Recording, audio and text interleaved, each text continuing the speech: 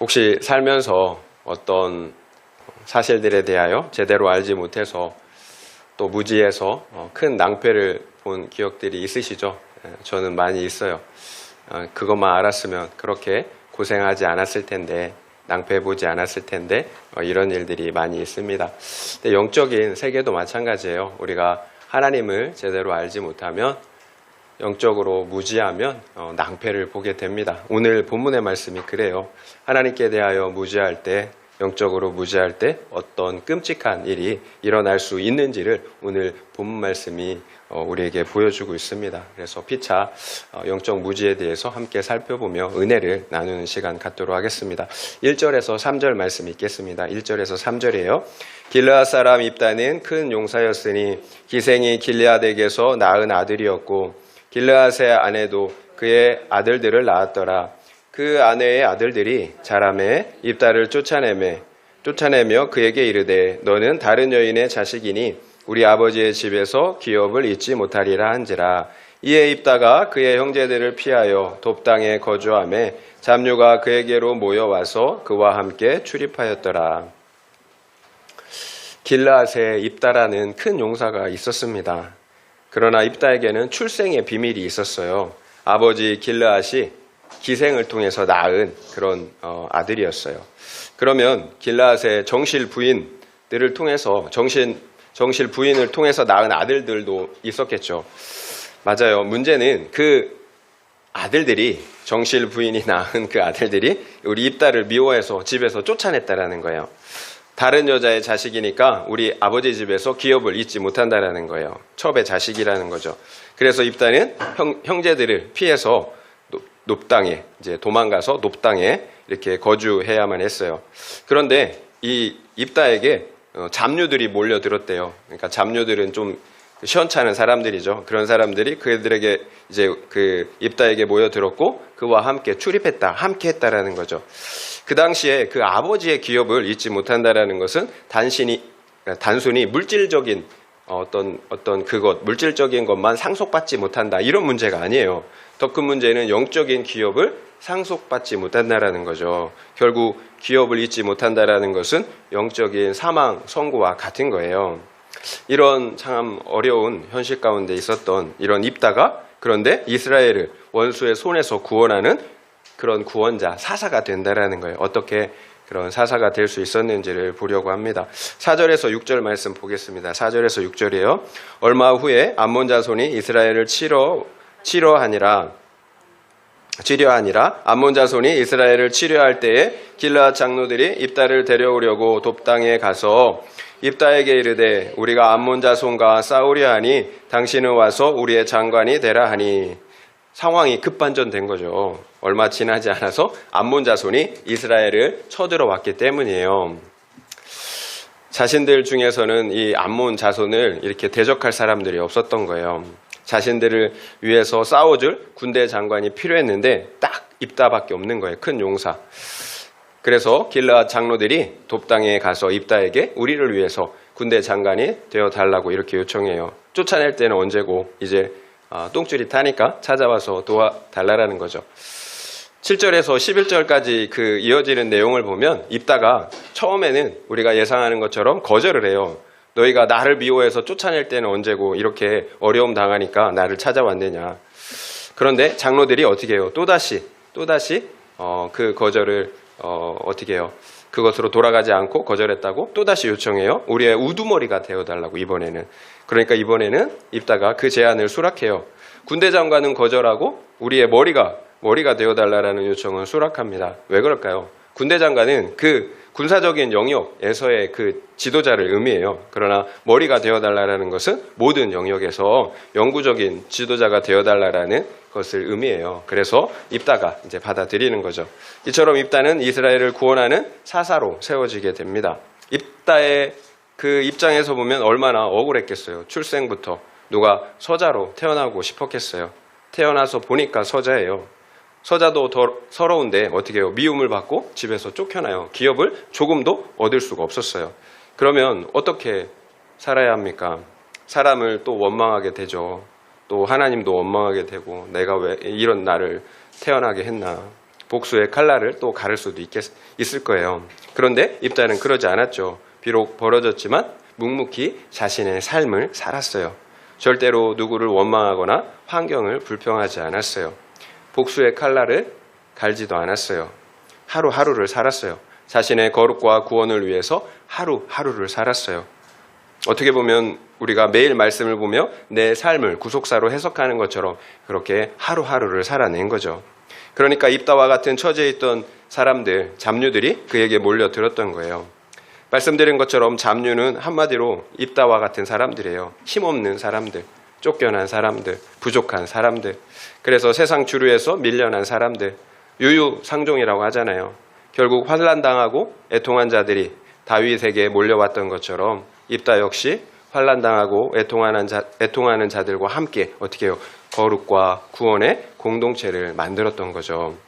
만약 입다가 잘 나가는 인생, 성공한 인생이었다면 이런 잡류들이 모여왔겠어요? 그래서 구원의 공동체를 만들었겠습니까? 여러분, 이 소식이 들린 거예요. 이 소식이 아버지 집에 들린 거예요. 장로들이 그 소식을 들은 거예요. 입다가 큰 용사가 되었다더라. 입다가 구원의 공동체, 큰 구원의 공동체를 이뤘다고 하더라. 그러니까 쫓아냈는데 다시 찾아와서 어떻게 해요? 무릎을 꿇잖아요. 여러분, 이렇게 우리 형편이 어떨지라도 원망하고 불평할 것이 아니라 내가 있는 그 자리에서 묵묵히 하루하루를 사는 거예요. 거룩과 구원을 이루는 삶을 사는 거예요. 그러면 하나님이 우리의 삶을 변화시켜 주세요. 역전시켜 주세요. 입다를 보면 앞서 살펴본 아베멜렉이라는 인물과 비교하게 되잖아요. 아베멜렉 역시 기드온이 첩을 통해서 낳은 아들이었어요. 그러나 아비멜렉은 억울하게 쫓겨난 것이 아니라 오히려 자신이 정실 부인들이 낳은 아들들은 어떻게 해요? 70명이나 다 쳐 죽였잖아요. 그리고는 스스로 왕이 되었어요. 한마디로 쿠데타를 일으킨 거죠. 그러면 그런 아비멜렉이 이스라엘을 구원했나요? 오히려 자기 백성들을 칼과 불로 죽이고 말았죠. 그리고 자신 역시 비참하게 죽임을 당하고 말았잖아요. 아비멜렉과 입다는 똑같은 환경이었어요. 그러나 아비멜렉은 사람들을 죽이고 자신도 죽는 그런 선택을 하고 말았습니다. 그러나 입다는 이스라엘을 구원하는 사사의 구원자의 삶을 살았어요. 결국 어떤 누구도 우리의 환경을 탓하면 안 돼요.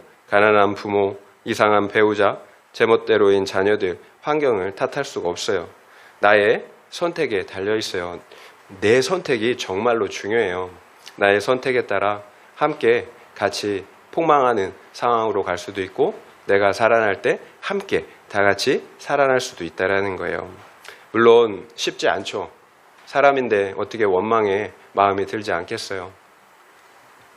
여러분, 애통하는 환경이 오히려 나의 거룩과 구원을 이루게 하는 환경이에요. 하나님 앞에 나아가게 하는 이 절망의 상황이 여러분 그냥 폭망하는 상황이 될 수 있어요. 내 멋대로 살면. 그러나 하나님을 인정하고 의지할 때 이 환경이 오히려 나도 살고 다른 사람도 살리는 구원자의 삶이 될 수 있다는 거예요. 성경을 보면 입다처럼 버려지고 배신당한 사람들이 많이 나와요. 형들에게 미움을 받아 애굽의 종으로 팔려버린 요셉, 또 동족에게 배신당한 모세, 그리고 사울에게 쫓겨 도망 다녀야 했던 다윗. 여러분, 이들의 삶을 여러분 보면 그때의 삶은 아무 소망이 없죠. 그러나 그 이후에 이 과정을 거친 그 이후에 이 한 사람 한 사람들을 보세요. 여러분, 그저 평범한 환경에서는 나올 수 없는 구원자들이에요. 특별히 모세는 40세의 나이에 미디안 광야에서 40년 동안을 양치기로 살아야만 했어요. 말이 40년이죠. 여러분, 80세 노인이 됐잖아요. 그러면 무슨 소망이 있어요? 인생 끝난 거죠. 그러나 우리는 그 시간이 모세가 이스라엘의 구원자로 준비되었다라는 사실을 알고 있잖아요. 성경을 다 가지고 있는 우리는 절대로 그 시간들이 여러분 버려진 시간, 쓸모없는 시간이 아니었다라는 거예요. 오히려 내가 준비되는 시간, 내가 죽고 예수로 사는 시간이었어요. 그래서 구원자로 세워지는 시간이었다라는 거죠. 여러분, 그러면 나의 그 부끄러웠던 그 수치스러운 과거가 다른 사람을 살리는 약재료가 되는 거잖아요. 결국 내가 다 끝났다고 생각한다고 끝난 게 아니에요. 내가 끝났다고 생각한다고 절대로 끝난 게 아니에요. 하나님이 끝났다라고 말씀하지 않으면 끝난 게 아니에요. 하나님께서 쓰시면 그때부터 시작인 거예요. 노인 여러분, 미디안에서 양이나 치고 시간은 흘러 80세 노인이 됐는데 나는 끝났다고 하는데 하나님이 끝나지 않았대요. 그래서 찾아와서 이스라엘을 민족적으로 구원하는 구원자로 사용해 주시잖아요. 여러분, 하나님이 끝났다라고 얘기하지 않으면 여러분 끝난 게 아니에요. 요셉, 여러분 다윗 모두 동일해요. 결국 나에게 알 수 없는 고난이 있다면 여러분 나를 구원자로 하나님께서 크게 쓰시려고 하는구나. 여러분 이렇게 믿으시기 바랍니다. 그러면 쓰임 받아요. 믿으면 쓰임 받아요. 그러나 여러분 낭망하고 절망하면 절대로 쓰임 받을 수가 없어요. 입다라고 왜 열등감이 없겠어요? 그 열등감을 어떻게 해요? 승화시킨 거죠. 열등감의 이유가 무엇입니까? 비교예요. 비교. 우리의 모든 열등감은 비교에서 나와요. 비교하는 순간 나락으로 떨어져요. 나도 충분히 괜찮아요. 그런데 비교하는 순간 나락으로 떨어져요. 어떻게 비교해서 자유할 수가 있을까요? 지난주에도 말씀드린 것처럼 구원받아야 돼요. 내 영혼이 구원받아야 합니다. 십자가에서 내가 어떤 용서와 사랑을 받았는지 믿고 경험해야 합니다. 그러면 근원적인 열등감에서 비교해서 자유할 수가 있어요. 나는 존재 자체로 예수님의 생명만큼이나 존귀한 사람이라는 사실을 알기 때문이에요. 그러면 모든 것에 여러분 감사할 수 있어요. 내가 구원받는 순간, 하나님이 나를 어떻게 사랑해 주셨는지를 깨닫는 순간 모든 것에 감사할 수 있어요. 비교해서 자유할 수가 있어요.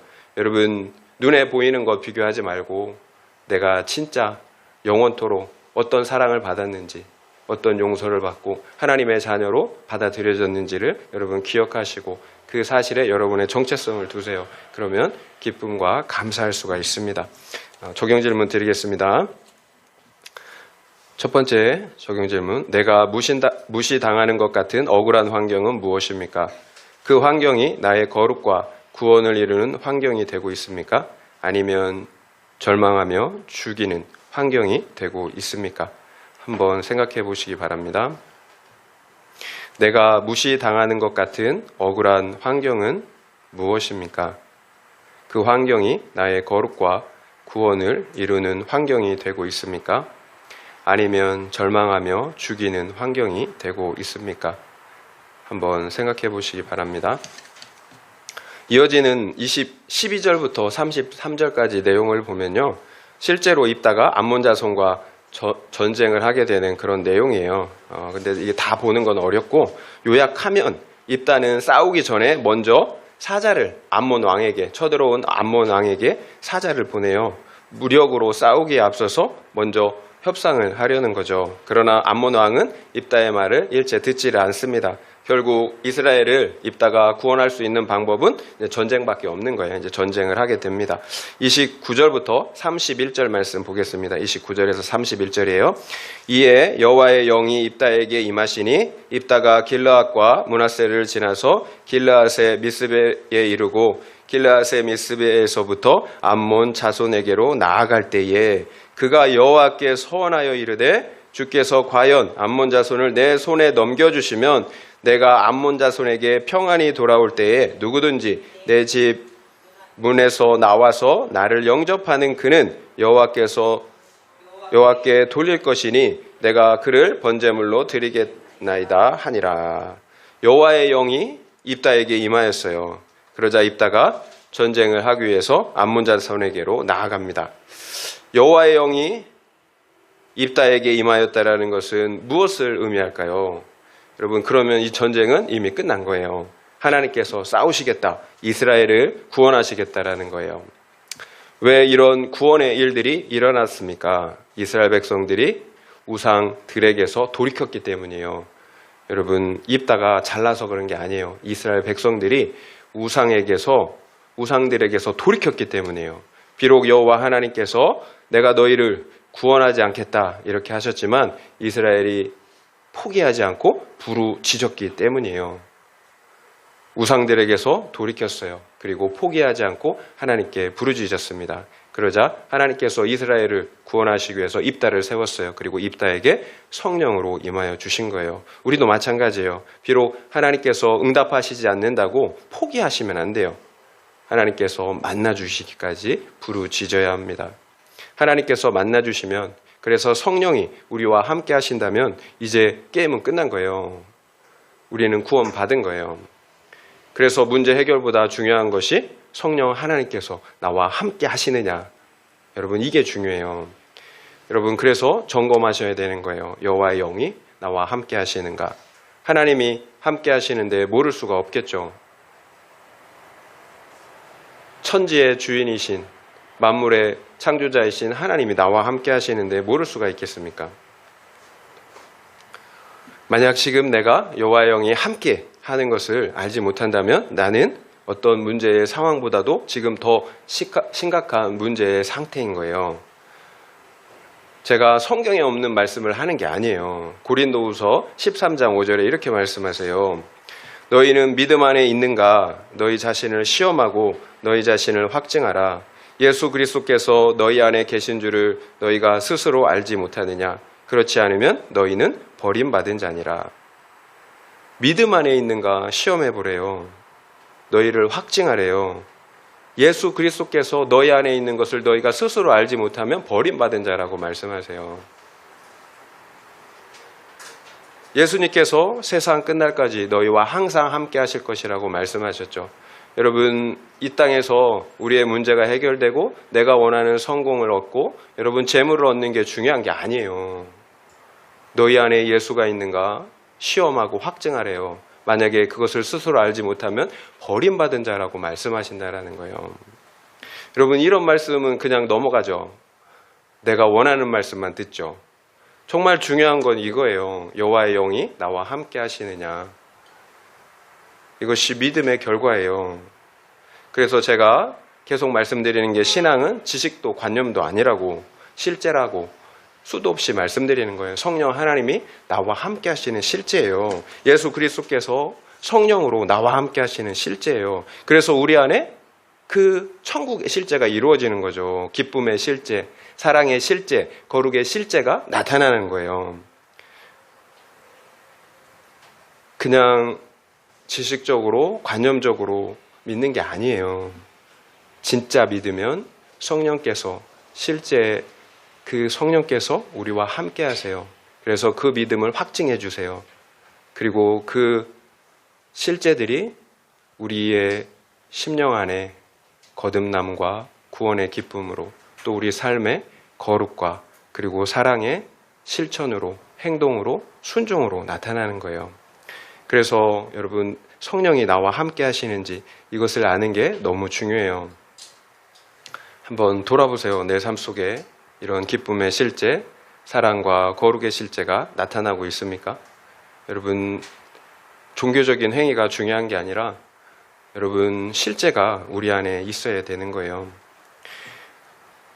그렇지 않다면 돌이켜야 돼요. 이스라엘 백성들처럼 내가 사랑하는 우상들에게서 돌이켜야 합니다. 지금 이스라엘 백성들 가운데 언제 여호와의 영이 임했습니까? 우상들에게서 돌이켰을 때. 우상들에게서. 하나님은 절대로 더러운 우상들과 함께 하실 수가 없어요. 우리 안에 더러운 우상들이 있다면 하나님은 우리와 함께 하실 수가 없어요. 그래서 우리가 우상들을 다 회파하고 또 버리고 돌이켜야 되는 거예요. 그리고 포기하지 말고 부르짖어야 합니다. 전심으로 나를 구하는 자가 나를 찾을 것이고 만날 것이라고 약속해 주셨잖아요. 여러분, 지난주에 제가 이런 설교를 했어요. 여러분, 그러면 한 주 동안 부르짖었습니까? 여러분, 제가 드리는 말씀 그리고 매일 큐티하는 말씀 여러분 그냥 흘려보내면 나에게 아무 유익이 없어요. 그것을 적용할 때 그것이 나의 것이 되는 거예요. 여러분, 그냥 여기에서 그렇구나 그러면 변화가 없어요. 여러분, 적용하셔야 됩니다. 여러분, 부르짖으라고 말씀하잖아요. 돌이키라고 말씀하잖아요. 그러면 내가 너와 함께 하겠다라고 말씀해 주시잖아요. 두 번째 적용 질문 드리겠습니다. 내 안에 여호와의 영이 함께 하십니까? 그렇지 못하다면 그 이유는 무엇입니까? 우상 숭배의 죄에서 돌이키지 않기 때문입니까? 아니면 부르짖지 않기 때문입니까? 한번 생각해 보시기 바랍니다.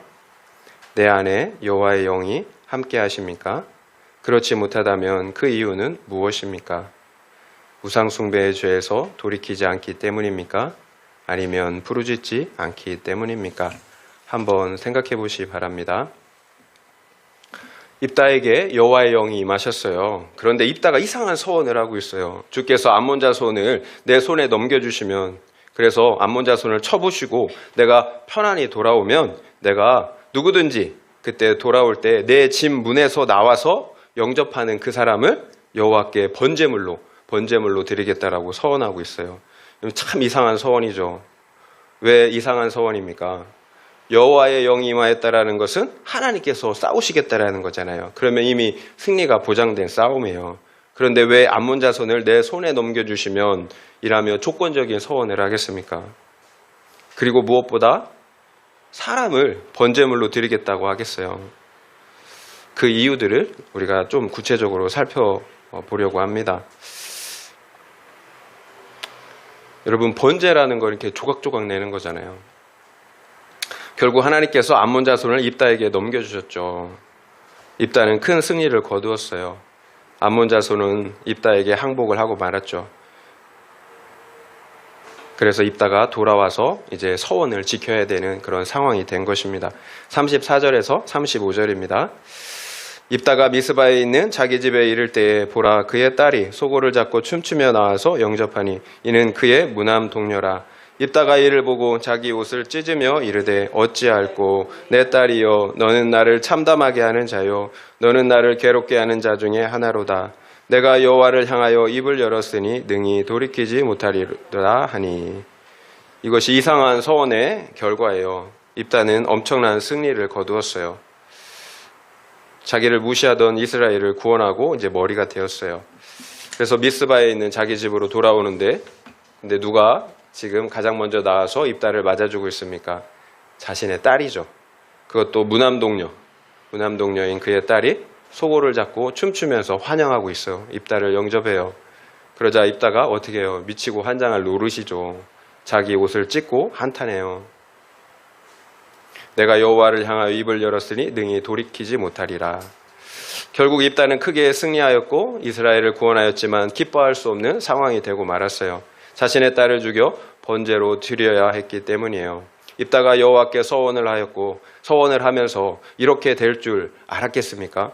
그렇다면 입다는 왜 이런 말도 안 되는 서원을 하게 되었을까요?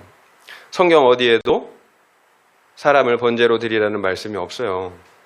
하나님은 사람을 제물로 받는 분이 아니에요. 오히려 인신제사를 드리는 이방인들의 행위를 가증하다고, 그래서 너희는 절대로 그들의 행위를 따라하지 말라고 말씀하셨어요.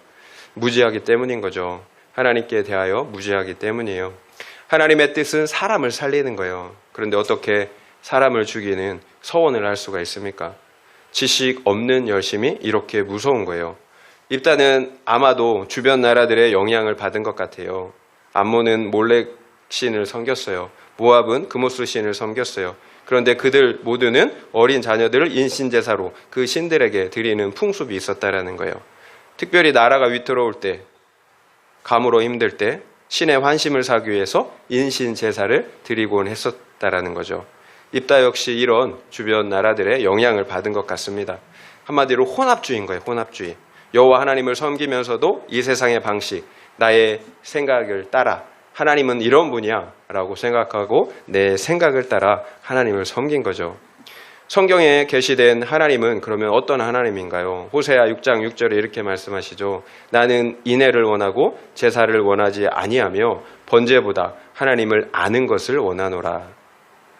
하나님은 인애를 원하신대요. 사랑을 원하신대요. 제사를 원하시지 않는데요. 그리고 하나님 아는 것을 원하신다라고 말씀하세요. 하나님 아는 것, 인격적으로 관계를 맺는 것, 그래서 하나님을 아는 것, 여러분 피상적인 관계가 아니라 진실한 관계, 실제적인 관계를 맺기를 원한다라는 거예요. 여러분 피상적인 관계, 이게 무지예요. 진실한 관계가 하나님을 아는 거예요. 그러니까 관계가 없으니까 지금 입다는 번제에 집착하는 거죠. 제사에 집착하는 거예요. 내 안에 진실한 관계가 없으면, 생명의 관계가 없으면 눈에 보이는 것들, 그냥 내 생각에서 나오는 세상 가치에 따라서 눈에 보이는 그런 종교적인 행위에 집착하게 된다는 거예요. 그렇다면 왜 입다가 무지했을까?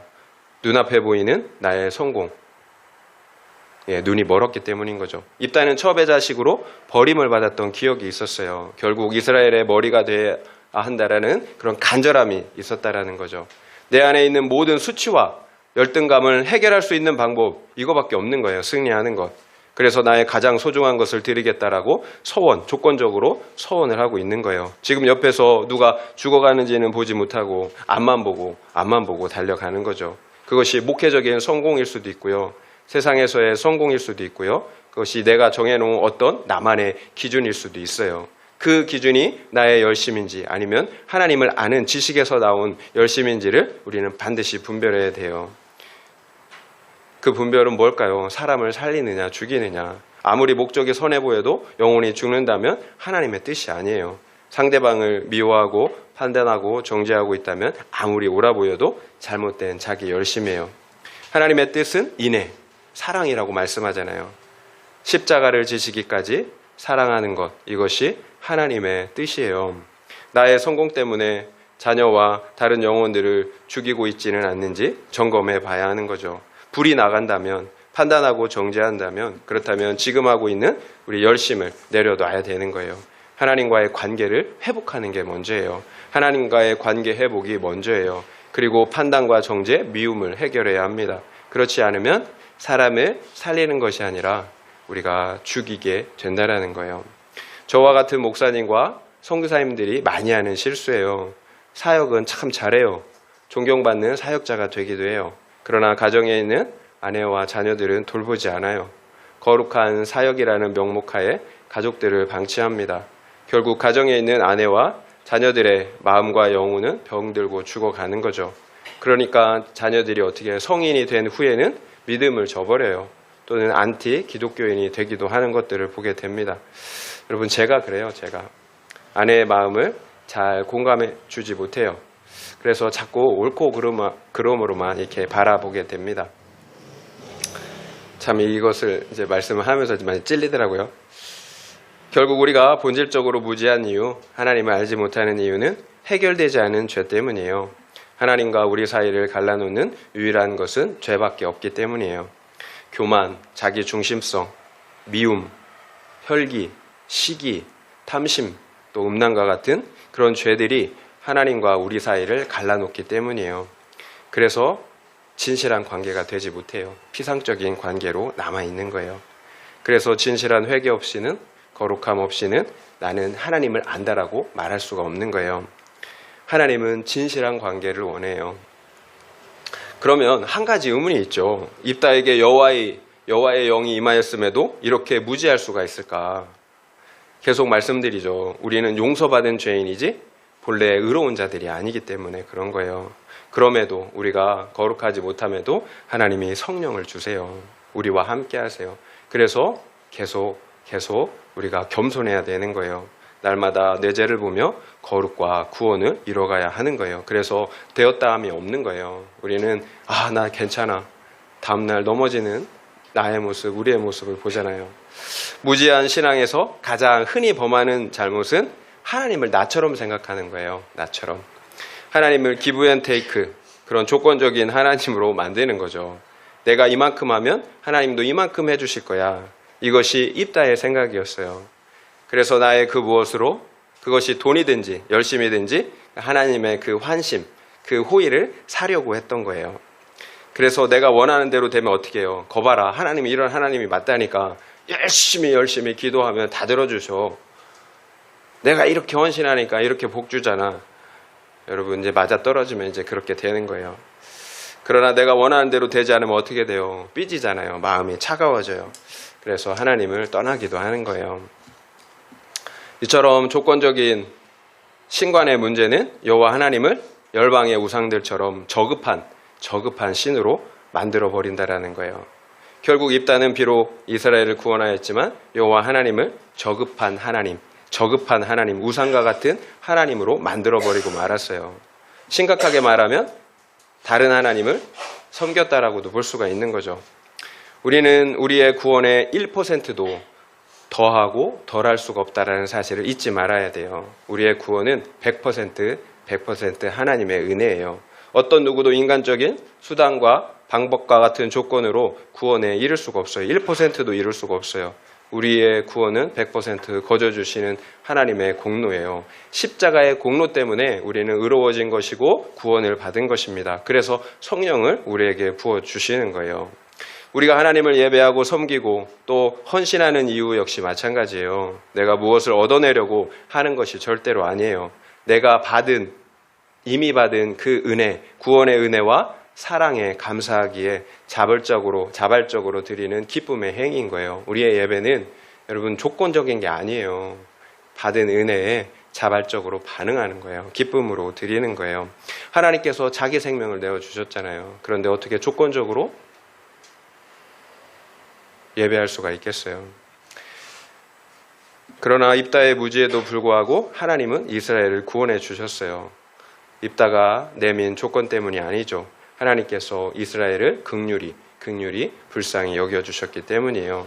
내가 자랐기 때문에 구원해 주셨다고 이렇게 복 주신다라고 생각하면 큰 오해예요. 이제는 나의 무지에 대한 대가를 치러야 될 때가 된 거예요. 사랑하는 딸을 내 손으로 죽여야 한다라는 거예요. 그래서 호세아 4장 6절에 이렇게 말씀하잖아요. 내 백성이 지식이 없음으로 망하는도다. 지식이 없어서 어떤 지식입니까? 하나님께 대한 지식이 없는 거죠. 그래서 그냥 내가 생각하는 대로 하나님은 이럴 거야 이렇게 섬기기 때문에 망한다라는 거예요. 호세아 6장 3절에 그래서 이렇게 말씀하세요. 그러므로 우리가 여호와를 알자. 힘써 여호와를 알자. 그의 나타나심은 새벽 빛같이 어김없나니 비와 같이 땅을 적시는 늦은 비와 같이 우리에게 임하시리라 하니라. 우리가 여호와를 알자고 힘써 여호와를 알자라고 말씀하고 있어요. 그러면 어떻게 해요? 그의 나타나심이 새벽빛같이 어김없이 늦은 빛처럼 어김없이 우리에게 임하신다라고 말씀하세요. 성령으로 우리에게 임하신다라는 거예요. 그러면 아는 거죠.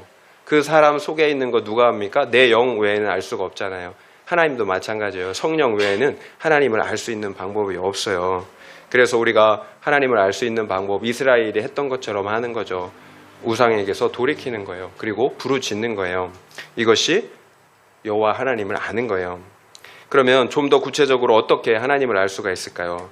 그래서 하나님이 성경을 주신 거예요. 하나님은 성경을 통해서 자신이 어떤 분인지 계시해 놓으셨기 때문이에요. 결국 성경을 보지 않고 하나님을 알 수 있는 방법은 없는 거죠. 성경을 보지 않고 하나님을 제대로 섬길 수 있는 방법도 없어요. 결국 성경을 보지 않는다면 나는 하나님을 몰라도 된다. 내 마음대로 하나님을 섬기겠다는 것과 별반 다르지 않아요. 그러면 내가 어떻게 생각하든지 입다처럼 영적 무지 가운데 살아가는 거예요. 그러면 사람을 살리는 것이 아니라 죽이면서 사는 거죠. 다만 내가 모를 뿐이에요. 여러분, 영혼은 눈에 보이지 않아요. 그래서 내가 죽이고 있는지 살리고 있는지 확인할 길이 없어요. 여러분, 이게 무서운 거예요. 하나님께 대하여 무지하면 나의 의지와 의도와 상관없이 영혼을 죽이고 있다는 거예요. 하나님을 안다고 할 때 우리의 지식적인 부분과 관계적인 부분을 동시에 고려해야 합니다. 우리가 아무리 지식적으로 안다고 해도 아는 게 아니에요. 대통령 신상 명세 우리 다 알고 있잖아요. 그러면 대통령을 아나요? 아니잖아요. 대통령을 만날 수 있는 권리가 우리가 없잖아요. 모르는 거예요. 하나님을 안다고 할 때도 마찬가지예요. 지식도 필요하지만 관계는 더 중요한 거예요. 하나님은 인격이세요. 그래서 하나님을 우리가 원하면 원할수록 하나님 기뻐하세요. 여러분, 자녀나 손자들이 나 원하면 기쁘죠? 사랑 더 가잖아요. 하나님도 마찬가지예요. 인격적인 나를 원할 때 하나님도 우리를 기뻐하세요. 만나면 만날수록 더 많이 친해지고 더 많이 알게 되는 거예요. 여러분, 그래서 성경을 읽고 묵상하는 것입니다. 또 기도하는 거예요. 우리가 성경을 읽고 묵상할 때 또 기도할 때 관계적인 하나님, 지식적인 하나님 플러스 관계적인 하나님께 대한 관계, 그 지식을 갖게 되기 때문이에요. 성령께서 우리를 만나주시니까 알게 되는 거예요. 그냥 직관적으로. 그래서 하나님이 나의 하나님이 되시는 것입니다. 그러면 우리가 하나님 말씀에 순종하지 못하는 이유가 무엇이겠어요? 그래서 다른 영혼을 사랑하지 못하는 이유가 무엇이겠습니까? 하나님을 지식으로만 아는 거죠. 관계적으로는, 인격적으로는 모르기 때문이에요. 하나님과 친밀한 관계가 없기 때문인 거죠. 4월 6일 큐티인 간증자의 나눔을 보니까 이분이 어릴 적부터 믿음 생활을 했지만 다른 사람들에게는 무관심하고 사랑이 없었대요. 그래서 남을 섬기지 못했다고 합니다. 하지만 공동체 안에서 예수님을 인격적으로 만나니까 그래서 말씀을 묵상하면서 변화가 생겼다고 합니다. 사람에 대한 관심과 사랑이 생겼대요. 그러니까 직장 동료들에게 복음을 전해야겠다라는 마음이 들었다고 해요. 동료들의 영혼 구원을 위해서 큐티인을 전하고 또 예배에 초대하는 것처럼 초대하는 등 수고와 섬김을 시작하게 된 것을 볼 수가 있었어요. 여러분, 이것이 하나님을 아는 거예요. 그전에는 영혼 구원에 대하여 무관심하였어요. 그러나 하나님을 알게 되자 영혼 구원을 위해 섬기며 수고하게 되었습니다. 하나님을 아는데도 어떻게 내 마음대로 나만을 위해 살 수가 있겠어요? 그러면 한번 점검해 보세요. 나는 하나님을 알고 있습니까?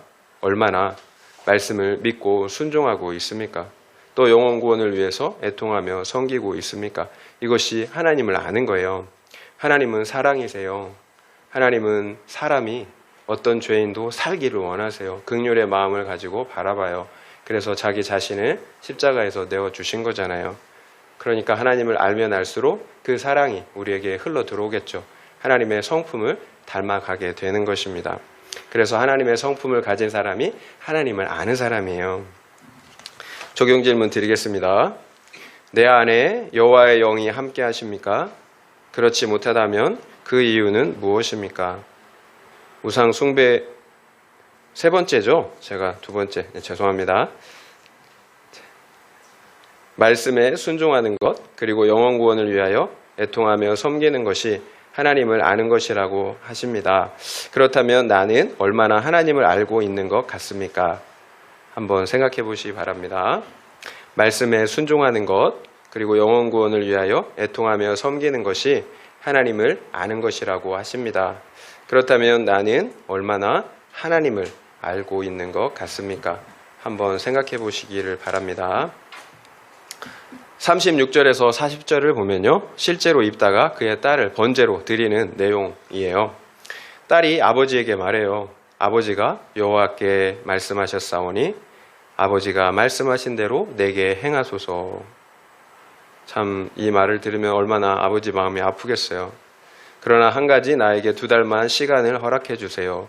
내 여자친구들과 산에 가서 처녀로 죽는 것을 애곡하겠습니다. 결국 입다는 딸의 요청대로 2달간 딸에게 시간을 허락한 후에 서원한 것처럼 자기 딸을 여호와께 번제로 드렸습니다. 그리고 이것이 관습이 되었대요. 이스라엘의 딸들이 해마다 길르앗 사람 입다의 딸을 위해서 나흘씩 애곡하였다고 합니다. 그러면 입다가 서원을 하였으니까 딸을 끝까지 번제로 드리는 것이 맞는가요? 그럼 이것도 좀 헷갈리죠, 여러분. 성경은 하나님께 온전히 바쳐진 자는 죽이라고 그렇게 명령하고 있어요. 하나님께 온전히 바쳐진 자는. 그러나 그것은 원수들이나 그 죄로 인하여 죽어야 하는 자들을 하나님께서 손수 지명하셨을 때를 말하는 거예요. 내가 사람을 드리겠다라고 그렇게 서원한 경우가 아니라는 거예요. 인간의 무지를 하나님은 그냥 받으시는 분이 아니에요. 오히려 레위기 27장을 보면 이렇게 말씀하세요. 사람에 대한 서원은 금전으로 대속할 수 있다라고 이렇게 말씀하고 있다라는 거예요. 결국 입다는 끝까지 어떻게 몰랐던 거죠. 무지했던 거예요. 그래서 무남 동료를 죽음에 이르게 하고 만 거예요. 돈으로, 금전으로 속죄할 수 있었어요. 속전할 수 있었어요. 한 가지 우리가 생각해 보고 싶은 게 그 당시 이스라엘 공동체 역시 무지했다라는 거예요. 입다의 잘못을 이야기해 주는 사람이 한 사람도 없었다라는 거예요. 그만큼 사사기 시대의 이스라엘 공동체가 참 영적으로 무지했다, 거룩하지 못했다, 건강하지 못했다라는 사실을 말씀해 주고 있는 거죠. 여러분, 그래서 공동체가 이렇게 중요해요. 좋은 게 아니에요. 죄를 죄라고 지적할 수 있는 공동체가 돼야 합니다. 영적 분별력이 있는 공동체가 돼야 해요. 그래야 무고한 생명을 죽이지 않고 살릴 수가 있어요. 오늘날 교회 안에 세상의 가치관들이 많이 들어와 있어요. 혼합주의라고 제가 말씀드렸잖아요. 세상의 가치관들이 많이 들어와 있어요. 그래서 이게 이게 교회에서 가르치는 게 맞는 건지 이렇게 헷갈리는 것들이 많이 있죠. 그래서 이렇게 부딪히는 게 세상이랑 부딪히고 또 어떤 교회들은 그냥 이렇게 넘어가는 것들. 뭐 제가 그렇게 말씀은 많이 드리지 않았지만 동성애나 낙태나 이혼 같은 것들. 어떻게 보면 나의 자유죠. 어떻게 보면 나의 자유. 그래서 동성애도 허용될 수 있고 낙태도 나의 자유를 침해하니까 또 이혼도 마찬가지예요. 그런데 성경은 하나님은 그것을 금하고 있다라는 거예요. 물론 여러분 문제는 그거예요. 이것을 문자적으로 그래서 강요하는 거. 그래서 나는 옳고 너는 그르다. 하나님은 무엇을 원하신다고 했나요? 인애를 원하신다고 했잖아요. 사랑 없이 그냥 판단하고 정죄하는 거, 잘못했다고 하는 거. 여러분 이것도 문제예요. 그러니까 사랑을 가지고 진리를 이야기할 수 있어야 되는데 사랑 없이 이것이 진리라고 이야기하는 거, 그러면 그건 진리가 아닌 거예요. 하나님은 사랑을 원하시잖아요. 그 영혼들이 살기를 원하세요. 그러니까 그 영혼들의 마음 안에서 사랑으로 권면할 수 있어야 되는 거죠. 이것은 하나님이 원하시는 것이 아니다 라고 이야기해 줄 수 있어야 돼요. 그러나 정죄해서는 안 되죠. 판단해서는 안 돼요. 옳고 그름을 이야기해 주고 살 수 있도록 회개하고 돌이킬 수 있도록 사랑으로 접근해야지 무조건 잘못했다. 이것도 하나님의 마음은 아니에요. 하나님을 안다라고 이야기할 수가 없어요. 분명히 진리는 이야기하되 사랑의 마음을 가지고 우리가 선포하는 것입니다. 영혼 구원을 위해서 긍휼의 마음을 잃지 않는 거예요. 절대로 정죄의 마음으로 독하게 이야기하고 있다면 그것은 진리가 아니에요. 여러분 공동체가 중요합니다. 무엇보다 나 한 사람이 공동체예요. 그래서 내가 먼저 거룩해야 되는 거예요. 하나님을 알아야 합니다. 내가 공동체예요. 나 한 사람이 공동체예요. 그러면 다른 지체를 살릴 수 있는 우리 구원의 공동체, 함께 구원의 공동체가 되는 것이고 그 구원의 공동체로 함께 자라가는 것입니다. 적용 질문 했죠? 예. 자, 오늘 제가 적용 질문에서 네, 말씀을 마무리하도록 하겠습니다. 하나님께서 입다를 들어서 이스라엘을 구원하셨어요. 그 이유가 무엇입니까? 이스라엘이 자신의 우상들을 버리고 하나님께로 돌이켰기 때문이에요. 하나님의 거절에도 불구하고 포기하지 않고 또 부르짖었기 때문입니다. 그 결과 하나님께서 이스라엘을 불쌍히 여겨주셨습니다. 입다를 보세요. 이스라엘을 구원할 만큼 그런 훌륭한 사람, 거룩한 사람이 아니에요. 그래서 우리의 구원은 전적인 은혜예요. 그래서 알아야 되는 거죠. 하나님의 은혜를 받는 방법, 불쌍히 여김을 받는 방법을 알아야 합니다. 오직 회개하고 돌이키는 거예요. 그리고 포기하지 않고 부르짖는 것입니다. 그러면 하나님께서 우리를 만나주십니다. 그러면 구원은 결정이 된 거예요. 입다를 통해서 또 어떤 교훈을 우리가 받을 수가 있었습니까? 영적 무지가 얼마나 치명적인 결과를 초래하는지를 배울 수가 있었어요.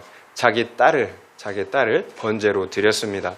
나는 영혼을 살린다며 열심을 냈지만 실상은 영혼을 죽이고 있었다라는 거예요. 하나님을 알지 못했기 때문이에요. 무지했기 때문이에요. 만약 입다가 하나님을 알았다면, 그래서 거룩했다면 자기 욕심을 위해서 그게 누구든지 번제로 드리겠다라는 말도 안 되는 서원을 했겠나요?